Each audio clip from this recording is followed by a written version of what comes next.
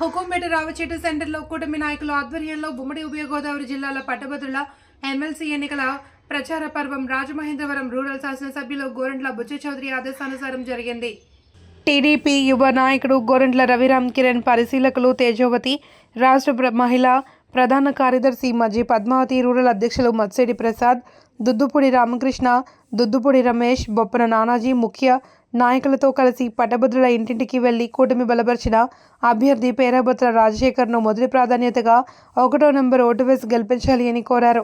TDP మహిళా నాయకులు పిల్ల తనూజ, మద్దామణి, మంగ, ఐటీడీపీ సభ్యులు కోరడ వెంకటేష్, ఎంఎస్ఆర్ శ్రీను, నిమ్మనపల్లి లోకేష్, మల్లేపల్లి సుబ్రహ్మణ్యం, కొడవల్ల సత్తిపండు, కురుమల్ల చక్రయ్య, కోటిపల్లి చంద్రశేఖర్, కోలపట్టి విష్ణు, యార్లగడ్డ వెంకన్న, దుద్దుపూడి అవినాష్ కుమార్, సిద్ధాని వెంకట్, సతీష్, పోతుల సత్యబాబు, చంద్రవడ కార్తిక్ తదితరులు పాల్గొన్నారు.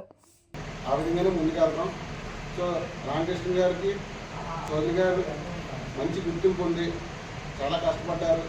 తర్వాత కొంచెం ఆపరేషన్ కొంచెం యాక్టివ్గా ఉండలేకపోయారు. కానీ రామకృష్ణ గారు ఎప్పుడు కూడా గోరంట్ల కుటుంబం చాలా గౌరవిస్తుంది.